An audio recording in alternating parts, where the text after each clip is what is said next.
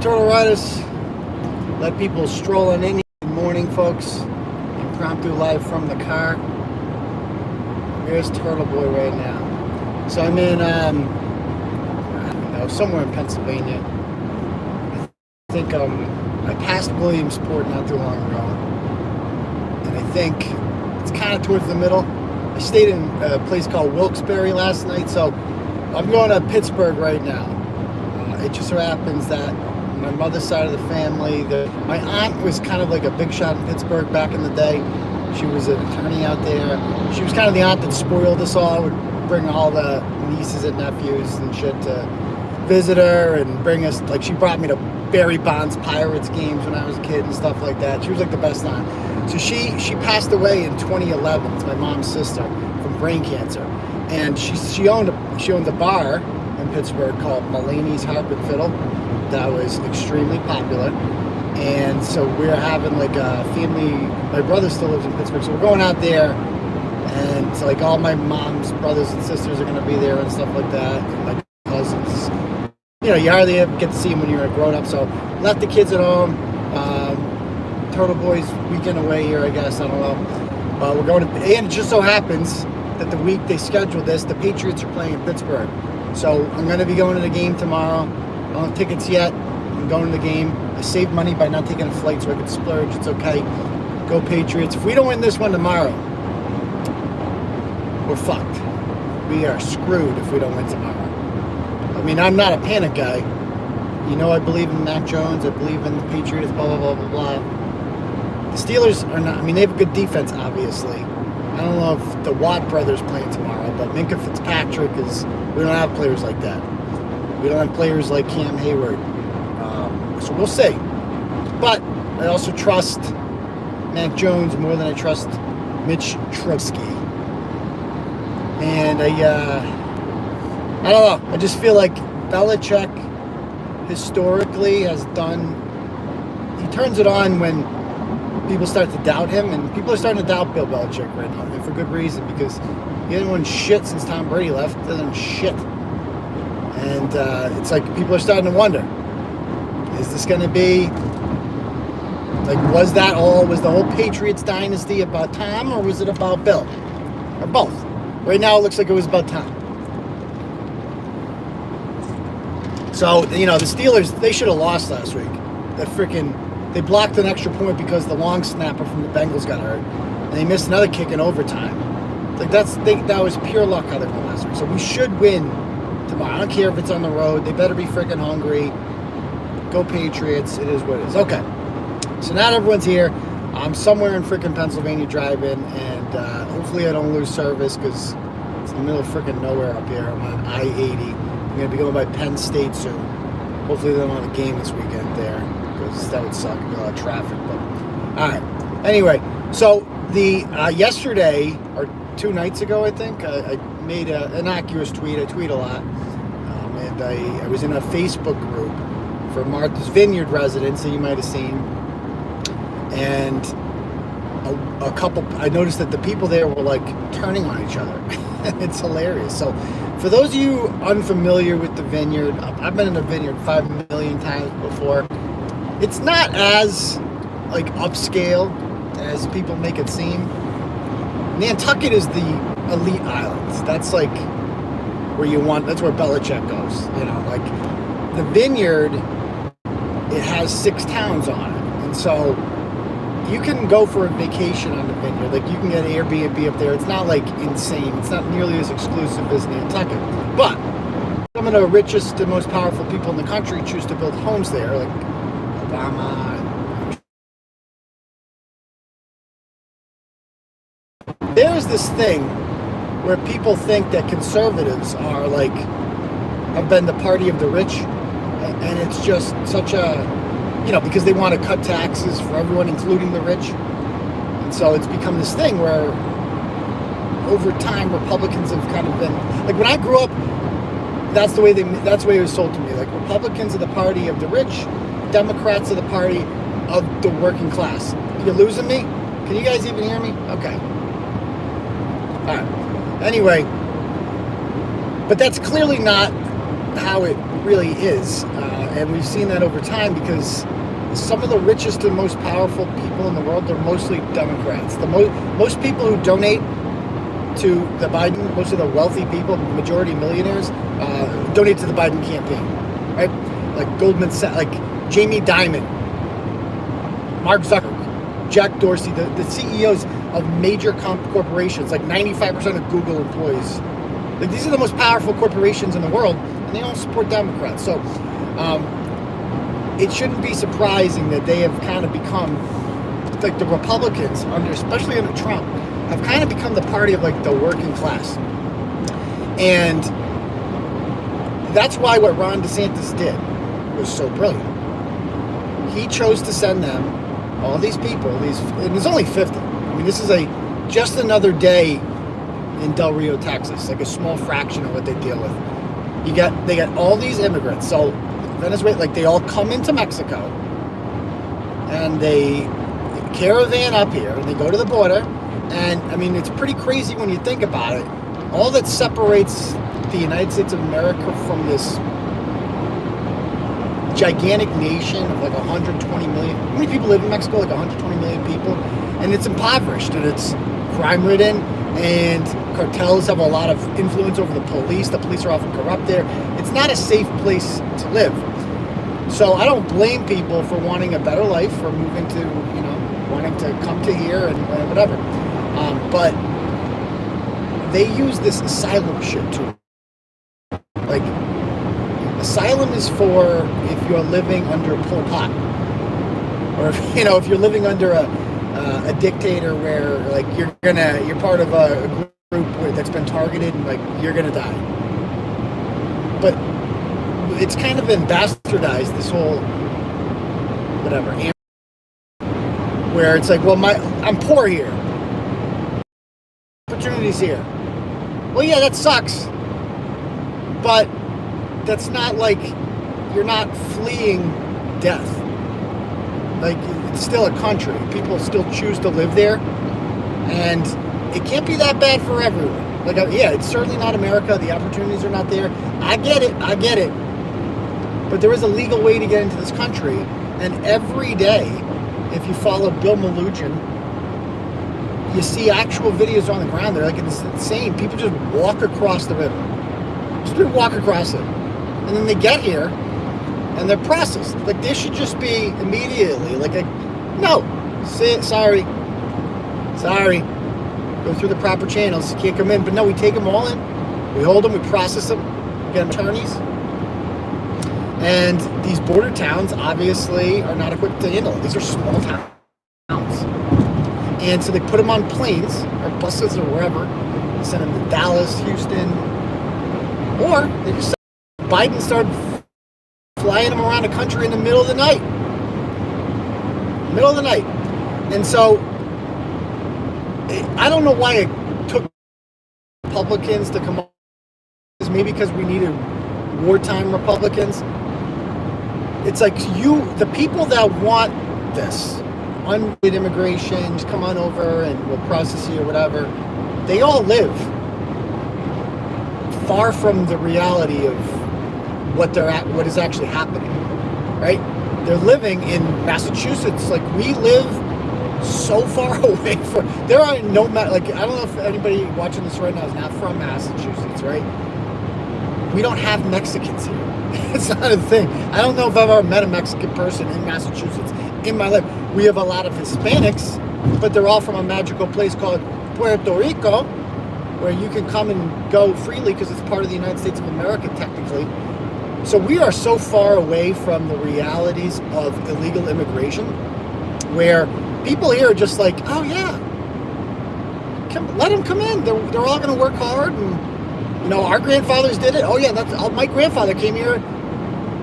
They should have the same opportunity too. And I get it. But your grandfather was processed and like screened, and when the fuck you're still on the fastest route. What is this thing yelling at me for? All right, anyway, yeah, so they came here and they were checked for lice at Ellis Island, and then they were processed, and they wanted to know if you were tied to like radical organizations or anything like that. They're not just going to let anyone in. There's this myth about America. There's like let everyone. It's like no, they didn't. A lot of people got turned away. And the people that came here from those countries, like they wanted to assimilate for the most part. The immigrants who didn't want to assimilate were not treated with open arms the way the people that wanted to assimilate did. So, for instance, like in the 1910s and 1920s, Italian immigration was probably one of the biggest sources of immigration in our country from Italy. And they were not liked because a lot of Italian people didn't want to learn English. They didn't want to assimilate. They wanted to come here, make money, go back home. Now, we're not going to be like the place where you come and you monetize it, you get monetized real quick and you go back home. Like you want to be a part of the fabric of this country.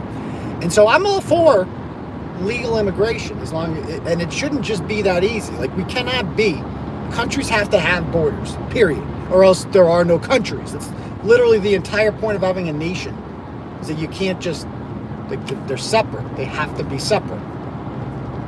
So it should be like this idea that people can just come in here, walk in, be like, yeah, I'm here now.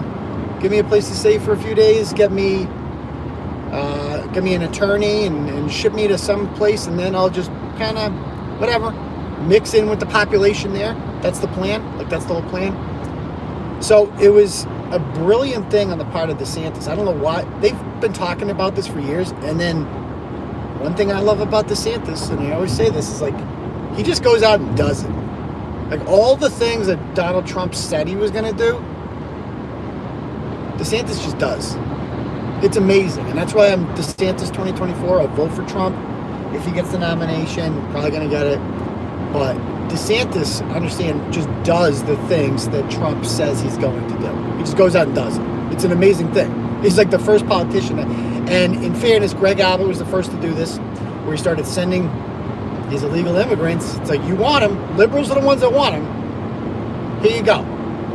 And is this trolling? A lot of people are complaining that on the left, like, oh, you're messing with human lives. You're playing politics with them. Yes, we are playing politics with human lives. 1,000%. Welcome to politics. Politics in general is about using human lives to advance yourself.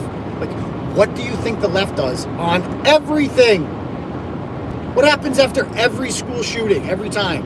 They parade a bunch of kids out there and they're like, take away guns. And this kid's real sad about it. Take away, you should have your rights taken away because David Hogg is sad. And David Hogg's on Twitter using that, and they're going to prop him up there. Every single time they do that. Even on the same exact issue, illegal immigration. The left uses human lives to push politics. Of course they do. You can't have politics without human lives. It's literally the entire point.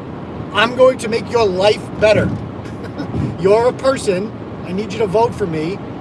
So I'm going to use humans to get you to do that.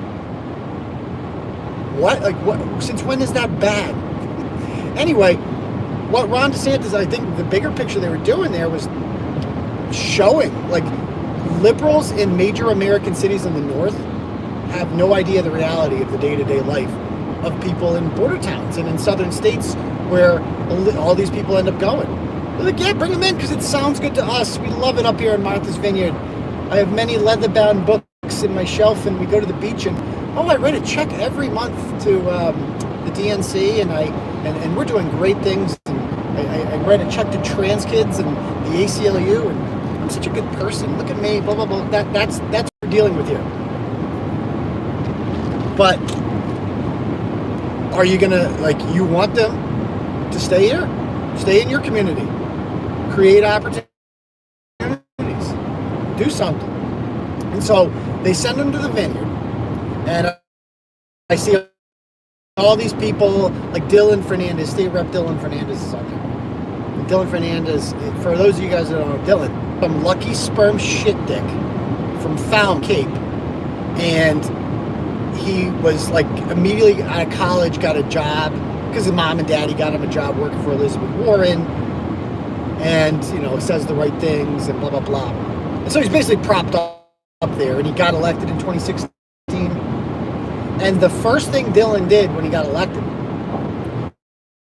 was vote himself a pay raise. He voted himself like a double pay raise or something crazy shit like that. So I found out about him because people sent me some Facebook posts that he made back in like 2010. And I don't normally like to do this. The old, like, let's dig up your past tweets and Facebook posts and, you know, because people change. I get it. And people say, but we didn't make the rules, guys. Our team didn't make the rules. They did. The communists did. They're the ones who decided that you should be canceled because of something you wrote 10 years ago. I mean, we've seen it happen so many times. Who was the guy? Kevin Hart, didn't he like lose his freaking opportunity to run the Oscars or something because like he said something like 2010? Dave Chappelle. I mean, how many people have been canceled by the left because of things they said 10 years ago? And then you have to fall down on your sword and beg for forgiveness and blah blah blah, and maybe they'll let you talk then.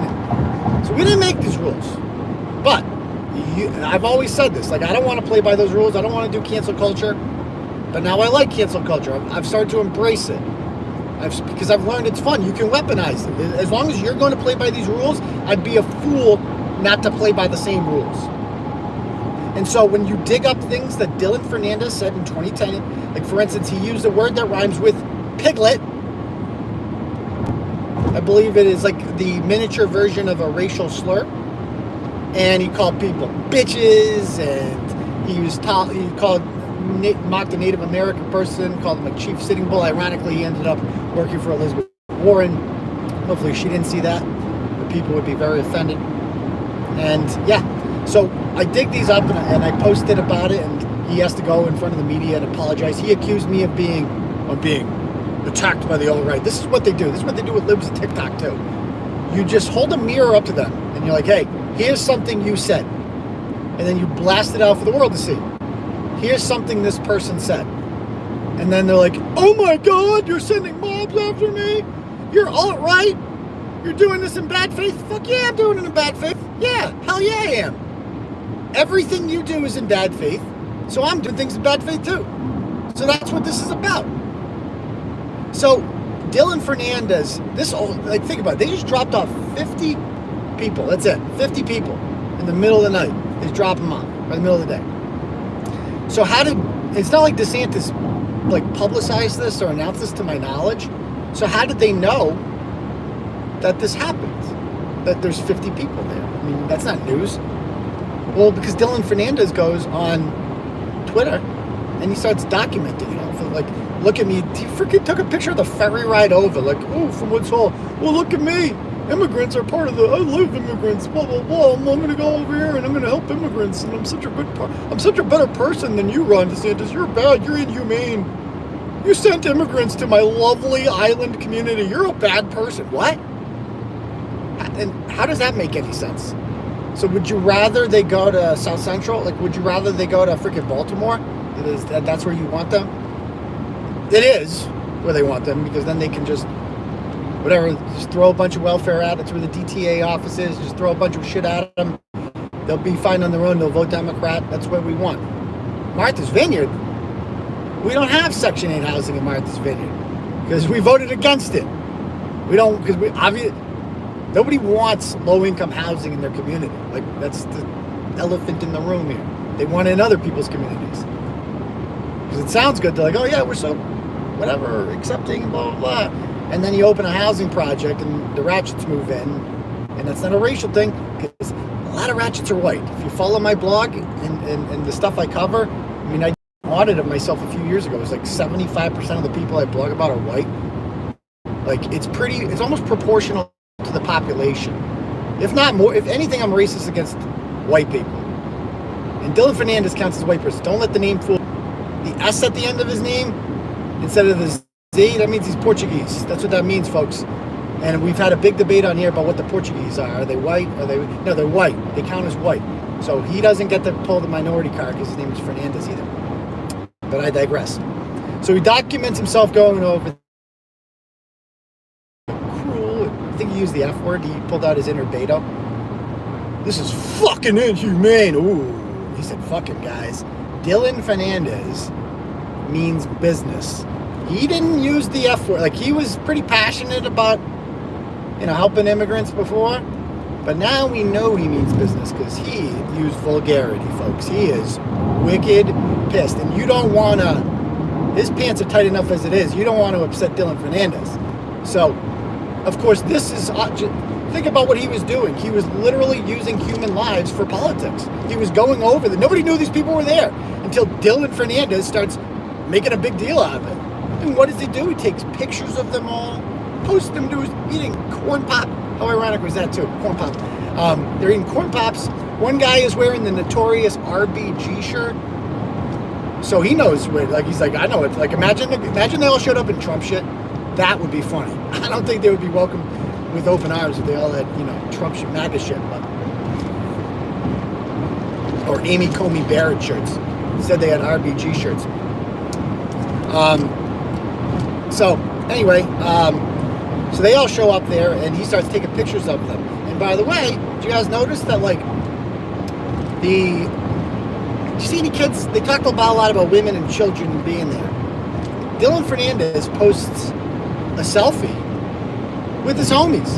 He's just literally, talk about using human beings as pawns. These complete strangers to him who don't speak English. I mean, he doesn't know them. He's just posing for selfies with, like, throwing up gang signs and shit. Look at me, I'm Dylan Fernandez. I'm hip. I take selfies and use the F word. Yeah, motherfucker. Look at me and my dogs here from Venezuela. Yeah. He's using them as pawns. If anything, like, pro tip for the politicians out there that are pushing the whole open borders thing, just use kids and the elderly. Women, pregnant women especially, use them. Those are better. Whatever you do, don't take a selfie with able-bodied 25-year-old men with tattoos. Don't do that, because we don't feel bad for them.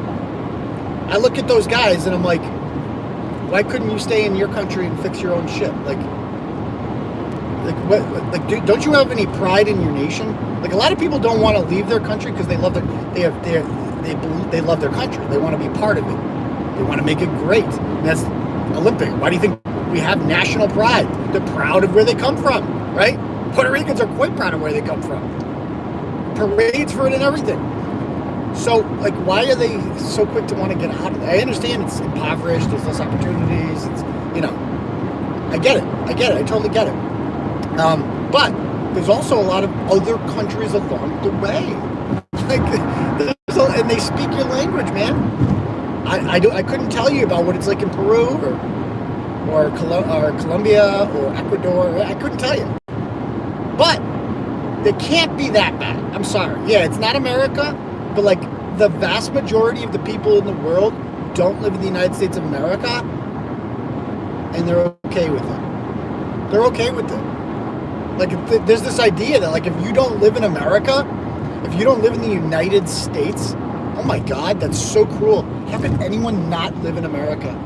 That's horrible. No, people like their countries, like, and that's okay. And yeah, it's not, maybe they're not as westernized as us. They don't have the advancements that we do. They don't have the job opportunities that we do, but it's okay.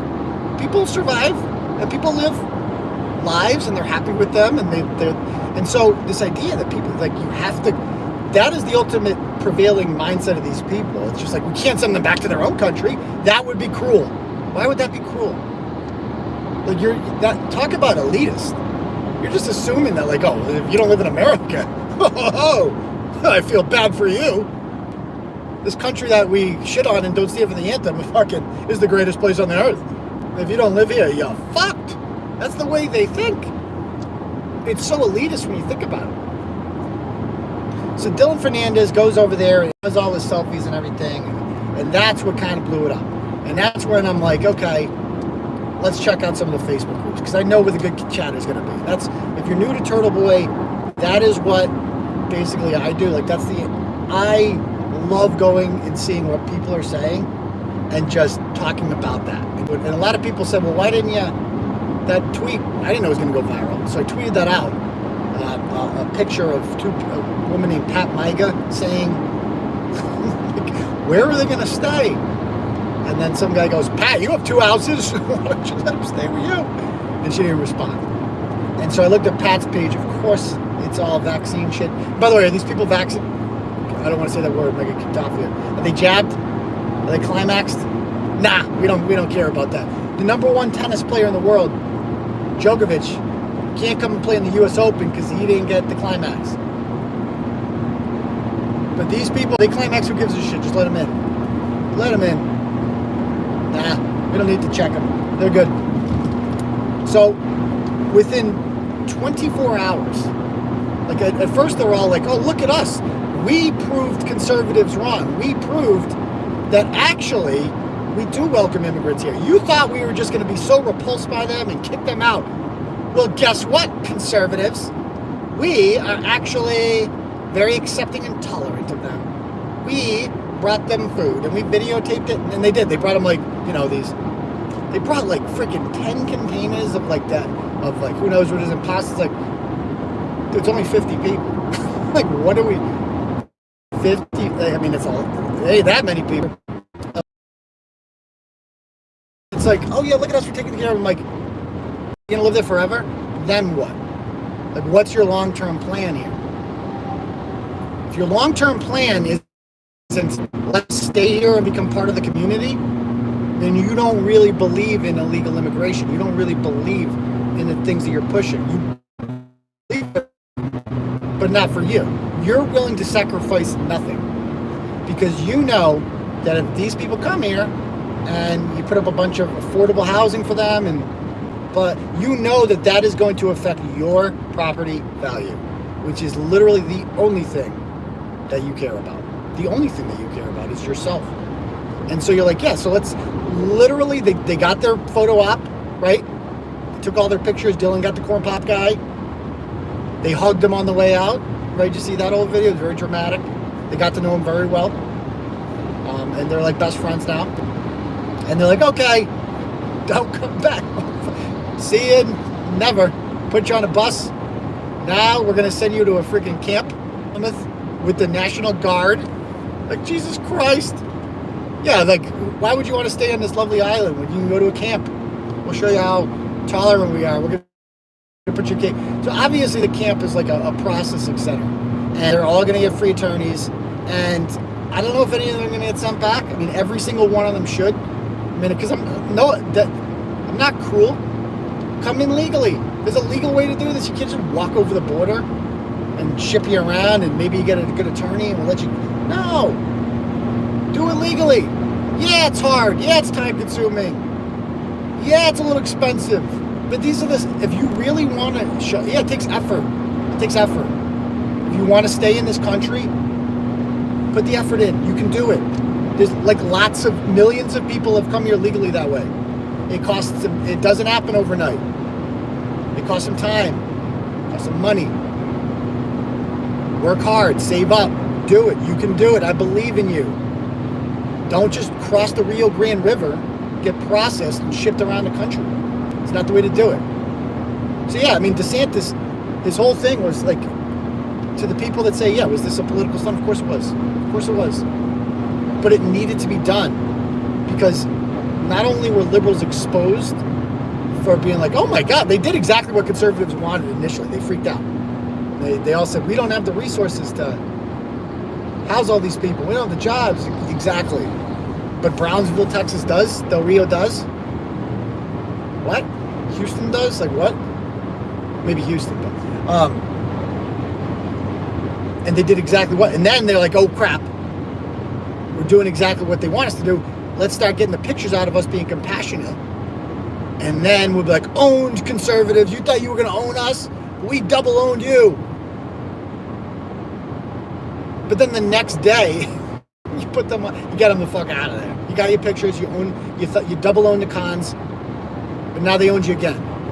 And if anything, I hope what DeSantis might have accomplished with this is just opening the eyes of people in these northern states who are never met a Mexican person in their life, don't have any in their community, and hopefully they see now, like, oh crap, this could be our problem too. That should be the Every conservative governor, every Republican governor in the country should do the same.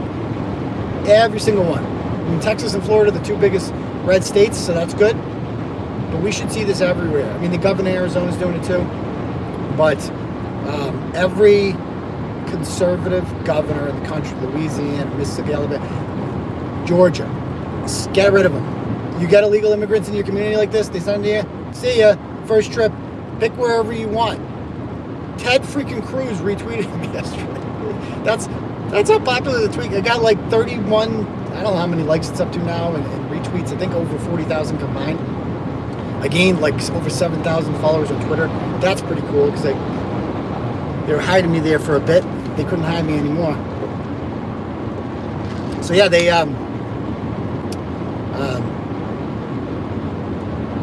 Ted Cruz does another tweet yesterday where he's like, Nantucket next. And I love it, man. That's why I like Ted Cruz. A lot of people shit on him because his dad killed JFK or something. But, you know, I'm willing to look past that. I'm willing to look past that because wartime Ted Cruz he's perfect for the Senate because he's such a troll. He's like what we need. I love it. I love it. So keep up the good work there, Ted Cruz. You're my boy. Yeah. All right. Anybody else have? So I don't know if I can answer questions because I'm driving right now. But is there any other? The things will come up here on the screen if you guys want to. I can still see it. It's like right because I'm keeping my eyes on the road.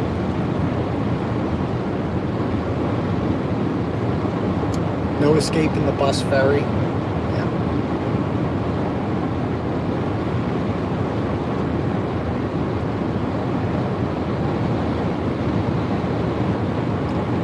Numbers are down for what? Yeah, anyway, so it was cool like getting all like, and that's by the way why Twitter is important. People are like, and why Twitter is the public square. Like I've been saying this for years that platform access, Will Chamberlain actually came up with this, and I love it. Platform access is a civil right. Why? Because we said it is. I mean, what are civil rights? Why does a black person have a right to eat at a lunch counter in Mississippi? Why is that a civil right? Because we said it is. There's nothing in the Constitution that says that, you know, you can't turn someone away at a restaurant because of the color of their skin. So you just make a law and you're like, yeah, you can't do that. It's a civil right. You can do the same with platform access. It's like, yeah, you have a right to use any social media platform with over 10 million users. You have a right to be on there because we're going to deem that the public square. There was actually a lawsuit in Texas yesterday. That a major landmark case here. The Attorney General of Texas sued on behalf of the citizens and said that Twitter and Facebook should not be able to ban Texas residents based on political viewpoints. He initially lost. They appealed it, and they won. It's a major landmark case because the argument that he gave was that, like, this is the digital public square, and it is. And so by not, you know, I was on Twitter, and I had a bunch of followers. I had, like, close to 25,000 followers, I think, up to 2017. And then, boom, right around Halloween 2017, lost that page. Lost it. And it sucks because, you know, I had some big names following me on there, and it was pretty cool. Like, and Twitter is where you need to be, like, if you're someone like me, more than Facebook, because Twitter is where the blue check marks are. It's where people with influence are that I need to connect with, and it's how you grow. You know, it's how I found Jerry Callahan and Kirk Minahan. I found a lot of people on Twitter that way because they don't use Facebook. Facebook has more people, but it's more like just, you know, your mom's on there, you know, your uncle's on there, your brother's on there, whoever. Friends are on there. And that's what Facebook's good for. So I was banned on Twitter. And I made a couple more accounts after my first one was gone. Got it up to like 10,000 people, and it would get next. And then I would just keep making new accounts. One day in 2018, I just couldn't make new accounts anymore. I would make one, and then boom, gone instantly. They were tracking my devices, right? They obviously have the software where it's like you can't just keep making new accounts. Like they can figure that out. I'm like, so well, obviously it's got. And so I went 2 years without being able to get on Twitter. 2 years, and that sucked, man, because I love Twitter. I'm good at it. So finally, I just got a new computer and a new phone and a new router. So I'm like, and I made sure I'm like, none of this can be tied to my old shit. New accounts, Google, everything. I want a complete fresh start in case they're tracking anything here. And because I'm sure they have ways to find out it's you. So I'm just going to be like a new person. And I did it, and boom, here I am. I'm back on there. So I've been back on Twitter for over a year now. And it's just hard to get your followers back up. So you need a day like yesterday. All it takes is one tweet like that just goes viral. And people are like, oh, this guy's interesting. Hit that follow button. And then I got you, you know? You're a turtle rider now. Welcome aboard. We got a whole bunch of new turtle riders now. You guys are going to like it here. I promise you that. So obviously I live in the bastion of liberalism. Like if you think Massachusetts is like California on steroids, man. I'm pretty sure it's the most liberal state in the country, and like insane. Like we have 9 representatives in our state to Congress. We have not had a single Republican in any of those seats since 1996. No one's challenged it. No one's got over 40%. It's like we are the most liberal state in the country. And I'm obviously far from that. And so I live right in the heart of it. And that's kind of like what drives me is like, and the advantage of being me and doing what I do is that I get so much material constantly. This wouldn't be nearly as fun if I lived in Arkansas, right? If I lived in a state where I actually liked the majority of people there and agreed with them, it wouldn't work as well. So I'm like the guy that people here who work hard love, and people who are, the communists don't, obviously. They don't like me. The ratchets, they don't like me because I expose the things that they're doing. And so if you're new here again, I posted in the tweet thread a link to the top 10 most influential blogs I've ever published. Check that out.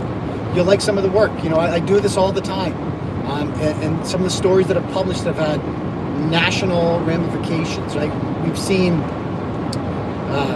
I did a couple big stories involving the state police in Massachusetts, covering up for judges' daughters. Read that one, that's a big one. The Kylie Kirkpatrick story, that's from California. Read that, that's a great one. The woman's facing 8 charges now. There's a woman named Monica Keenan Grant. You're gonna love her if you're new. Read up on the stuff about her and all the work I've done exposing her. This is just what I do. And so yesterday with the tweet there, that's a small window. I do this all the time. And so I promise you guys are gonna like it here. I'm gonna give you content, news that you're not gonna see anywhere else. I tell the story that's not being told. I see the bigger picture. Like people send me stuff that's in the news all the time. Like, you should write about this. And I'm like, well, it's already been written about. I'm looking for an angle on that story that nobody else has seen. A lot of you might have come over from the BYU Duke hoax. I'm the guy that first figured out that was a hoax. And it wasn't a guess either. It was through research I found that out. So, yeah, I mean, like people around here in New England, like they know who, like you might not have heard me if you found me because Ted Cruz retweeted me yesterday or something like that. You might not be like, who the fuck's this guy, right? But people in New England know who I am because I've broken so many major news stories. And the Globe knows who I am. And the politicians around here, they know who I am. I'm the pain in the ass. I'm the guy they'd love to have go away, but I don't. And I'd love to do this on a national level. Like, I'm going to need more bloggers in the future. I'm definitely looking for more bloggers. I'm looking for people in other parts of the country particularly to grow the brand and do what we're doing out there. So if you're interested, send me an email, turtleboysports@gmail.com. We're building something here. We're building a brand, a renegade investigative journalism that can't be bought. It's completely crowdfunded. We have a thing called Turtle Club. People pay $15 a month. They get ad-free. They get an extra stream that nobody else gets. They get a free t-shirt and stuff like that. More than anything, they're supporting what we do. So,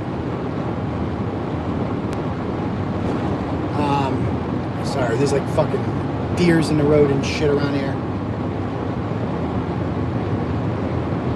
Okay. I've never seen so many dead deer than along I-80 in Pennsylvania. I'm on I-80 in Pennsylvania, guys. I'm going to Pittsburgh right now. Going to the game tomorrow. Go Pats.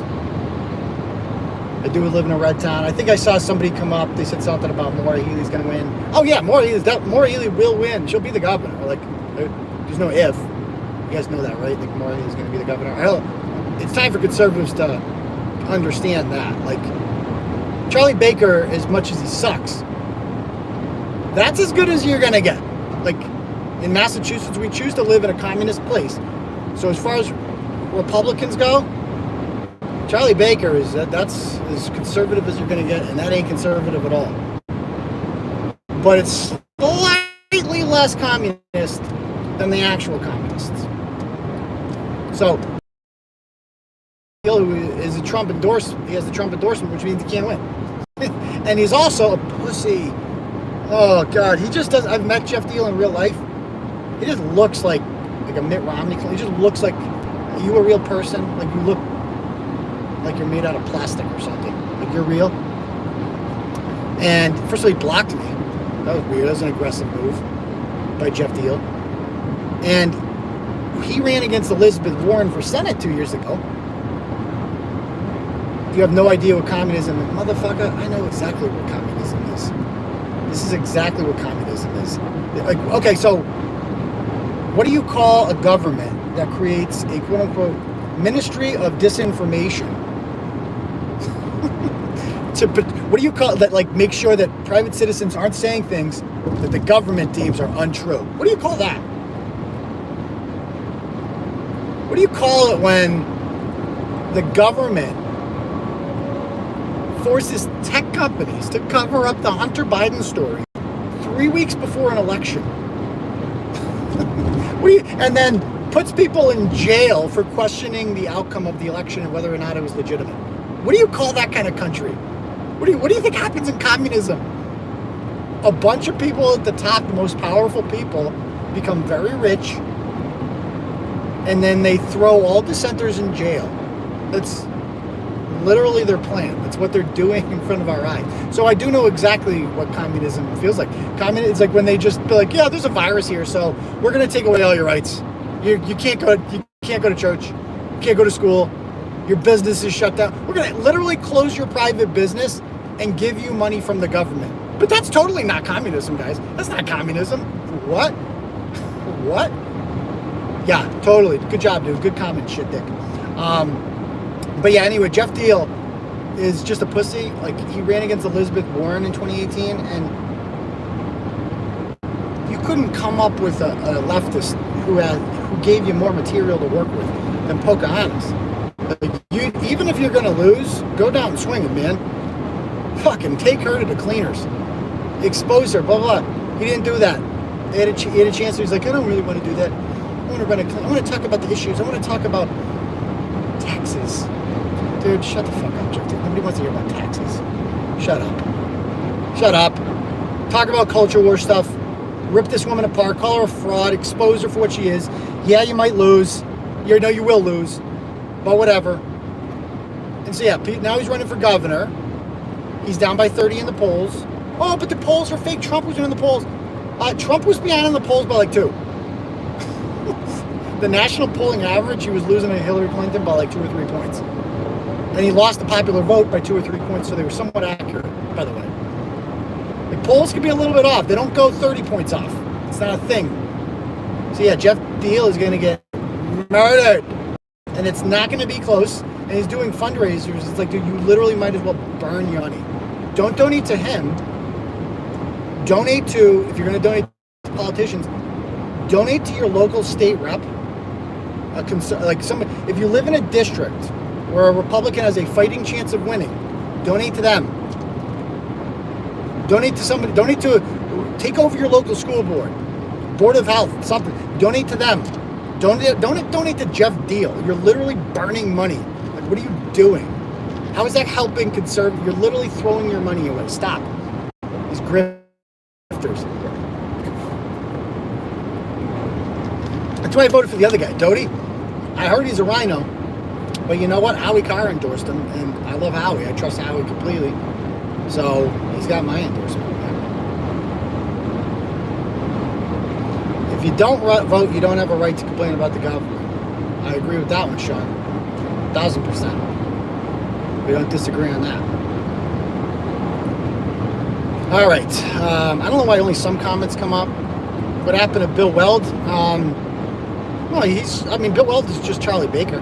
They're all the same shit. Like, a lot of people don't know this. Republicans have had a history of governors in Massachusetts. Most of my life, the only two Democratic governors of this state, and I'm 40 years old, that have been here are Mike Dukakis and Deval Patrick. That's it. And Mike Dukakis was when I was a little kid. Ever since then, I mean, I can't even name them all. It's been Bill Weld, Solucci, Jane Swift, Mitt Romney, I don't know, maybe a couple other ones in there, but obviously Charlie Baker. But they're all the same. Like, they're only conservative, they're only Republican when it comes to, like, taxes. Like, that's it. Hey, tax cuts, which is nice. But I think, to me, taxes is low on my priority list as a voter at this point, because the culture war stuff is way more important to me. Because that's affecting shit. I don't want a drag queen story at the library. You know, I don't want my kid to be forced to learn in school that there's 55 genders. I don't want open borders.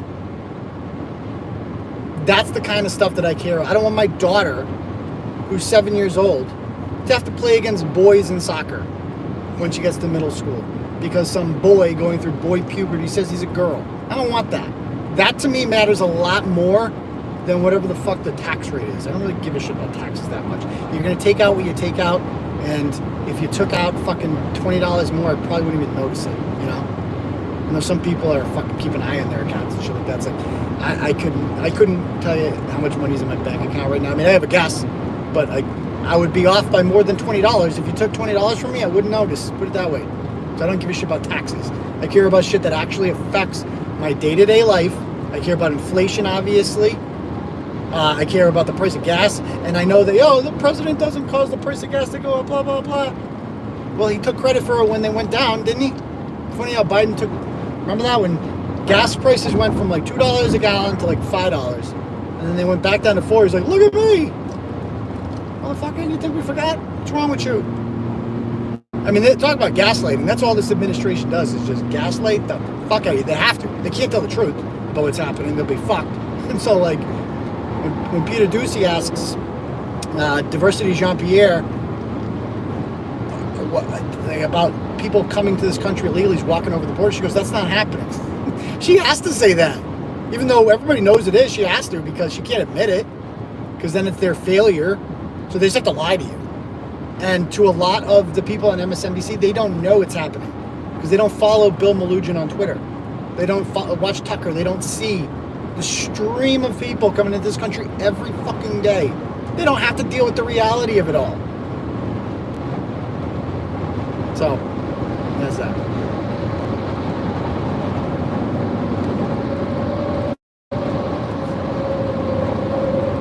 All right, anybody else have anything to say? It's the culture stuff, exactly.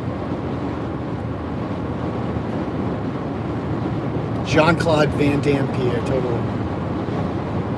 All right, anybody else have any other questions or anything?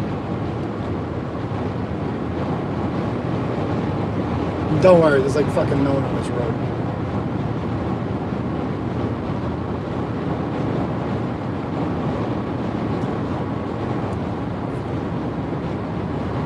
Oh, just dead deer everywhere, I'm telling you. If I was a coyote, man, hunting, if I was a carnivore, see, I wouldn't want, a lot of people would like, oh, I feel bad for the impalas, I feel bad for the wildebeest, life must suck for them. No, life is great for them. Because you only see the videos of the lion eating the impala. You don't see the millions of other impala who just live their life bouncing up and down and eating grass. Talk about carefree. What a life that is. You should feel bad for the carnivores. You should feel bad for the lions. They die. They always die because it's like, if you go a few days without food, if there's just no fucking animals around to eat, you're just going to die. You can't go to the supermarket. And then you become weaker and it becomes harder to hunt. If God forbid, like if you hunt a fucking wildebeest and the horn gets you or something like that, and it broke your leg, you're just going to die. You're just going to die because you can't hunt. You're fucked. You're completely fucked. You die. What? So if I was a carnivore, if I was like a coyote, I would just live by the highway. I would just go up and down the highway all day.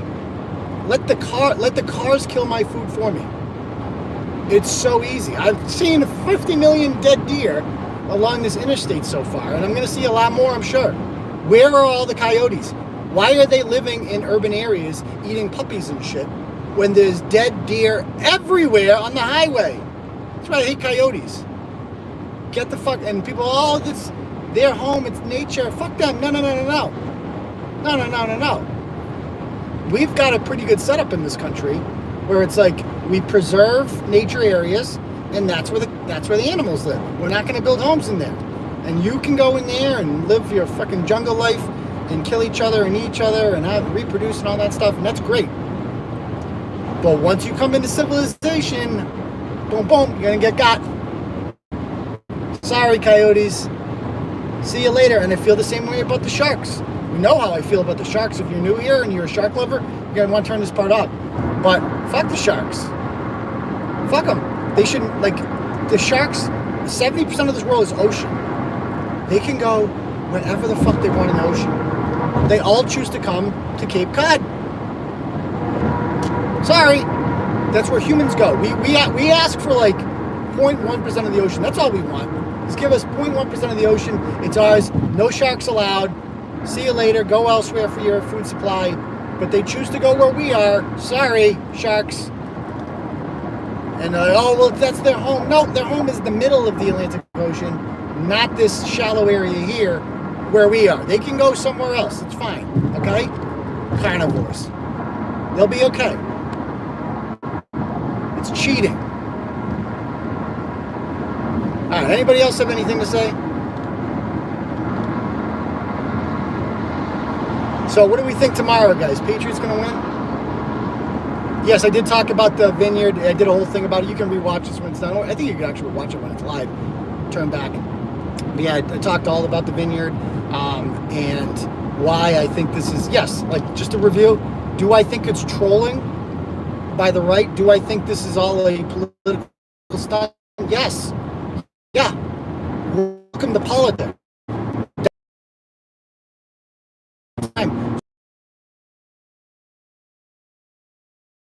The reality of illegal immigration. Let's show you that. Let's see how welcoming you are when you're the ones who have to provide to put your money. You voted for this, motherfucker. Support it. And God bless Ron Desantis, man. God bless that man. Someday I will see that man be president, and it will be glorious. He will make America great again. That's the other thing with Biden.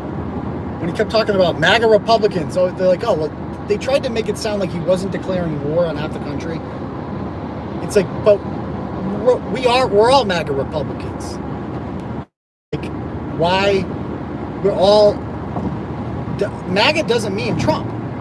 MAGA is a spirit. When Donald Trump dies, which isn't that far away to be honest, he looks disgusting. Like, can we just talk about that for a moment? I'm losing. The fatter Donald Trump gets, the more respect I lose for him. He's got to stop. Dude, you're looking fat. You're looking real fat, Donald Trump. You look gross. You got to exercise. Like you should be like Chris Christie's. That's our token fat guy. We only got one. Okay. I like presidents who are in shape. I don't, because it's just like you see McTrump and doing nothing. Like he's got to exercise more. The fatter he gets, he looks disgusting. Disgusting. And you don't see a lot of fat old people either. Usually people get skinnier in their old age. He's getting fatter. He's got to do something about that. And I'm a Trump supporter. Okay? And that's, oh, you left liberal. No. I have no respect for people. Like, stop. Get your shit together, Trump. Okay? To me, that tells me a lot of, clean your act up. Eat healthy, go to the gym, do something. You're the president of the United States. Instead of golfing, the 4 hours that you spend golfing, go to the gym, right? Hit up the elliptical, do something. You can have a personal trainer, you're rich. Rich people can get skinny easily. Hollywood celebrities do it all the time, they just pay some guy. So he's got to do something about that. But what was I talking about?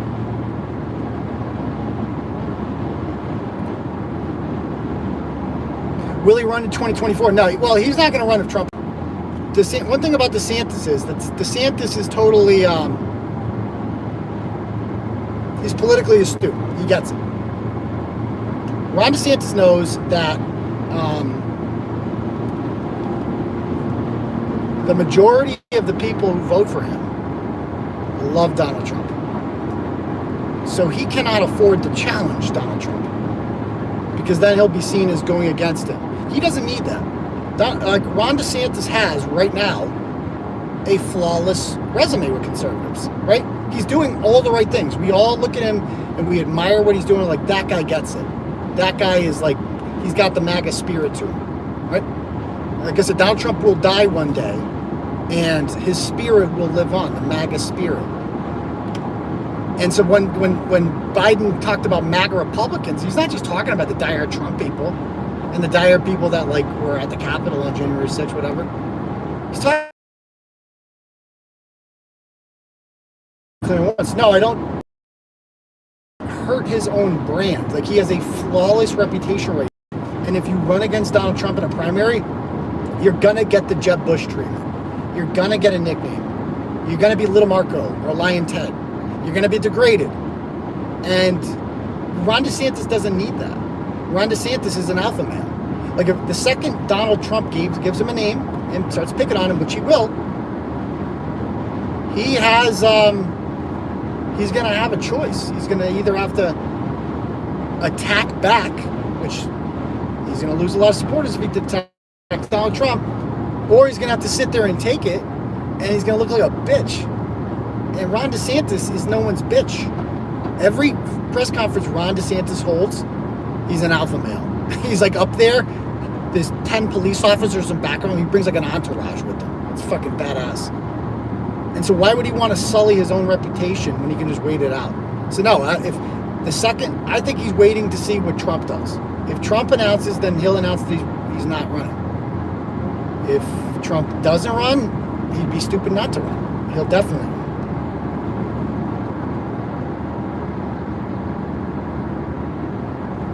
Let's see. So Matt says that he's been told by people in politics at the Daily Wire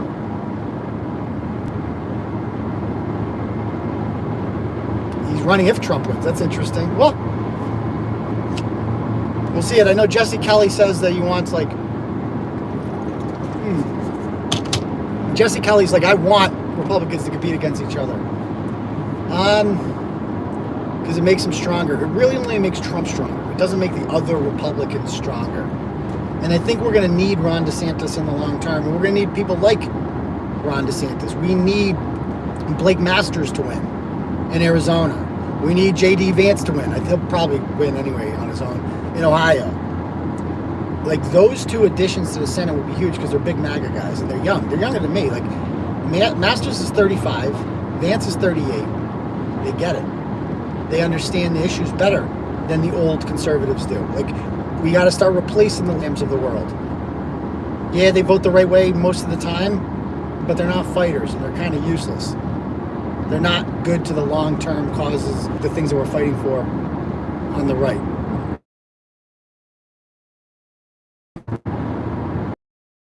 Trump is jealous of DeSantis, part of it. Like, Donald Trump is an egomaniac, and I think even his supporters know that, want to admit that, right? Like, Donald Trump loves Donald Trump, and he's selfish. Like, no, not completely selfish, but like, he wants to run it. You know, he has to be in charge. So he's not the type. He has too much of an ego to just be like, yep, I'm going to hand the reins off to this guy, because people are starting praising him and doing things like this, and he's like, wait, I wish they were praising me for that. I bet you this whole thing in Florida, like him sending people to the Vineyard, Trump's probably like, why didn't I think of that? Why didn't I do that? And I bet you, like, DeSantis getting all this positive attention from being mentioned as a possible presidential candidate, I'm sure that irks Donald Trump. But I'm sure he listens to every word DeSantis says, and he's just waiting for the first time DeSantis criticizes him. And DeSantis is never going to do that, because he knows that he doesn't need that. So, I don't know. It'll be interesting. The first thing we need to do, obviously, is take back the House. That was almost a guarantee, like 3 or 4 months ago.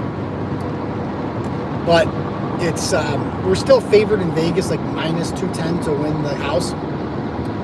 But it used to be minus 1,000. And the Senate, after the Glenn Youngkin win, we were minus 300 to win. And that's probably closer to even now. Or maybe they're favored. So, like, to win the Senate, we have to win. So right now it's 50-50, right? And so we need a +1, basically. We need to pick up one seat to have control of the Senate. Well, and every time we lose one, we have to gain 2. So, for instance, Pennsylvania right now has a Republican senator, Toomey. He's giving it up. So, if Oz wins that, which as bad as Oz is, you have to vote for him. You have to do it because the alternative is an ogre, a Joe Biden ogre, basically. Like that's what he is, a Joe Biden ogre. He has the same cognitive issues as Biden, except he looks like a literal ogre. Fetterman. So if Oz wins that seat, we still don't gain the Senate. You still got to win one more. If Oz loses that seat, all of a sudden now you got to win 2. You got to take 2 from them. And so the ones that we could, that is one where we're vulnerable to lose because he's losing the polls, but not by that much. You got to maintain the Ohio one. Rob Portman is a Republican. He's stepping down. J.D. Vance has to win that. He should. Ohio's a pretty red state, so he should win that. Ron Johnson has to win. I mean, that's the most purple state in the country, Wisconsin. So Ron Johnson has to maintain that. He's pretty even in the polls, but I think he's going to win that. Wisconsin likes to have a Republican and a Democrat senator. Baldwin's their other senator, so they're probably going to keep him. So if you hold on to those 2 seats, and no other real Republican seats are vulnerable. So Democrat seats you need to win are, like long shot is New Hampshire. Like Maggie Hassan's probably a Trump guy. Bolduc just won the primary there, but he's down by like 10 in the polls. And New Hampshire every year has gotten bluer and bluer as more massholes move there because they like the cheaper taxes there, and then they bring their stupid policies with them, and it's so stupid. So unfortunately, that's a long shot. So probably don't count in New Hampshire. But the ones where we can have a shot at turning them are, we got a shot in Arizona. Now you got Blake Masters there, a young MAGA guy who's sharp and gets it, but the establishment rhinos don't like him, so they're not giving him money.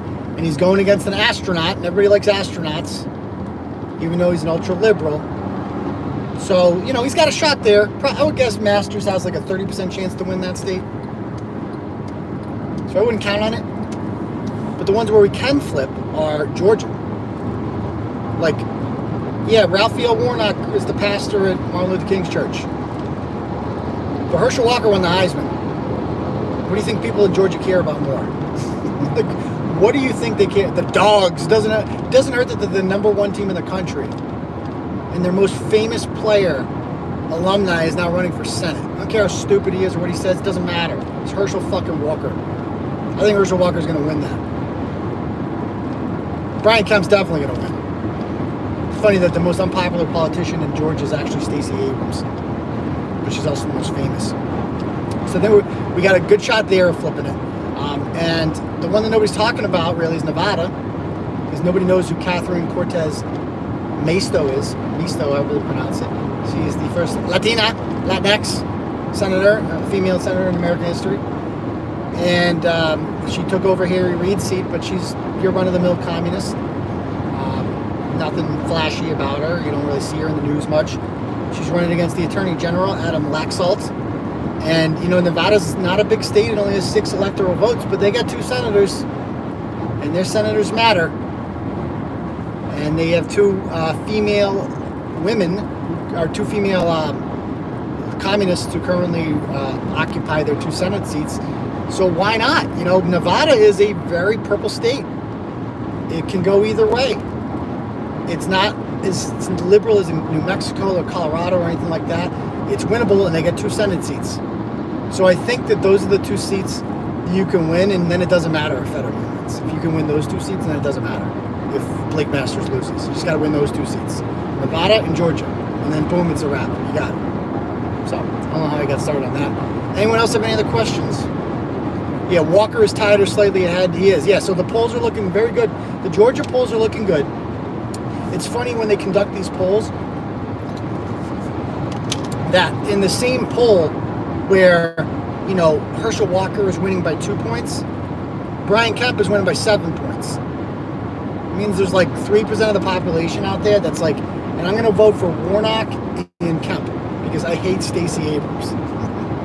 That's how repulsed by Stacey Abrams people in Georgia are. Like she's running against this boring white guy. And she can't, in one of the blackest states in the country, and she can't pull her own weight there. Nobody can pull Stacey Abrams' weight.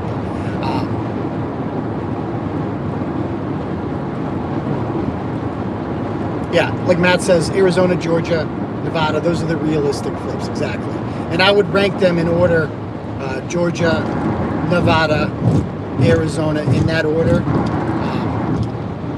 And then hopefully maintain Pennsylvania. The others aren't going to switch. Like, people always talk about, Democrats, like, they love to think they're going to win Kentucky. They always talk about it. We're going to get rid of Mitch. We're going to get rid of Rand Paul. Bitch, no, you're not. Stop it. Stop it. You're going to lose by 20. Last time around, we're going to get rid of Lindsey Graham. It's like, if anyone's going to get rid of Lindsey Graham, it should be Republicans. But unfortunately, we're stuck with him. And Lindsey Graham ended up winning by like 15 points or some shit. Oh, Susan Collins, she was done. Susan Collins is out. Oh, she's going to lose by 10 points. Yeah, she won by 10. Even though she's useless, still respect for that Kavanaugh speech. She'll always have a special place in my heart for the Kavanaugh speech. That was badass what she did there. That took balls.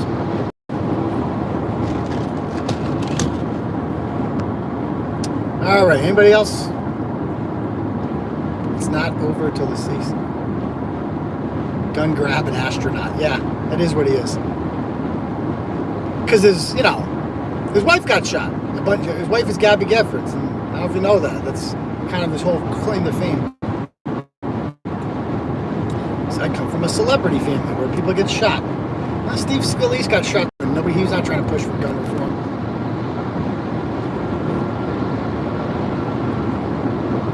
So anybody else have any other questions or anything? Bull Duck has no shot. Yeah, Sununu, exactly. Mac McCarthy gets it. Sununu, when they were doing polls earlier on, Sununu was the rhino governor of New Hampshire. When they were doing polls early on of hypotheticals, Sununu was beating Hassan. Because the Sununu name in New Hampshire is a big name. And he was beating Hassan. So, like, if he ran, there was a good chance they could flip that seat. The second he announced he wasn't, it was like, okay, they're probably going to keep that seat. Because Maggie Hassan, believe it or not, has a reputation of being one of the more fair-minded Democrats in the Senate, which isn't saying much.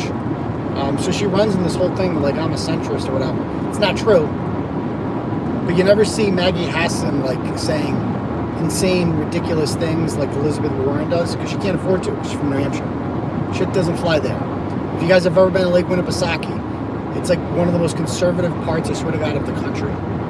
It's like wild up there. Like there's pockets of New Hampshire that are so red that'll make your,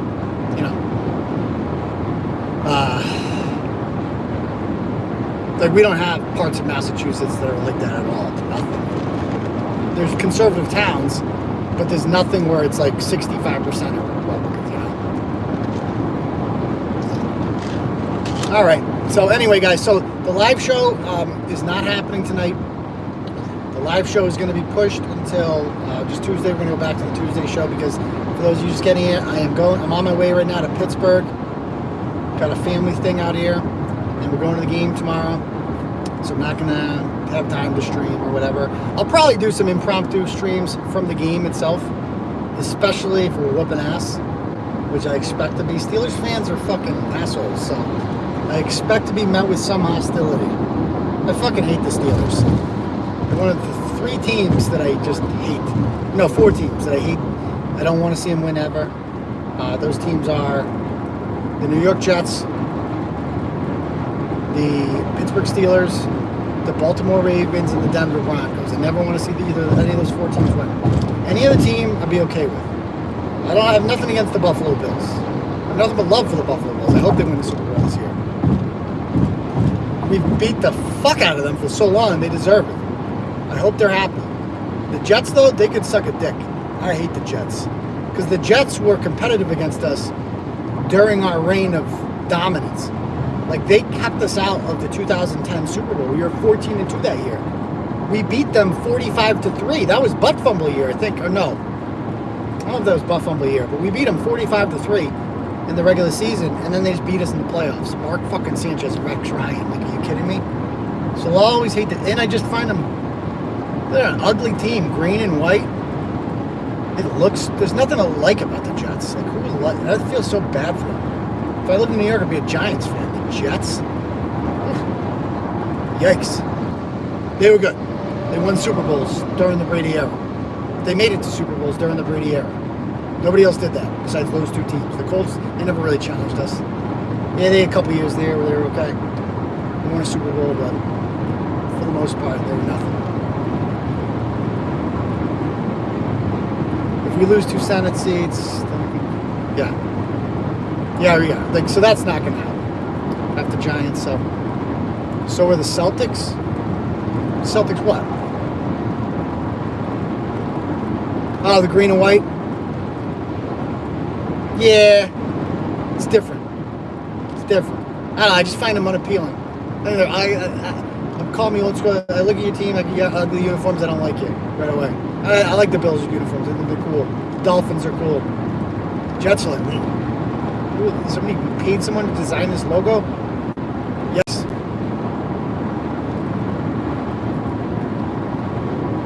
Alright, so you know what? Where the fuck am I right now? I'm getting off I-8 soon. I think I'm like an hour and a half from Pittsburgh, so I am going to end the stream now, guys, and hope you all have a good day. And if you're new here, welcome aboard, man. I promise you're going to like Turtleboy. A lot of what you saw yesterday on Twitter, it's pretty much what I do every day. So stick around. We're going to have a good time. Smash that subscribe button if you haven't done so already. We go live every Tuesday and it's Saturday night at 9 p.m., except not this Saturday because one of the Patriots. And yeah, that's it. So we'll see you guys around and have a great day, people. Peace.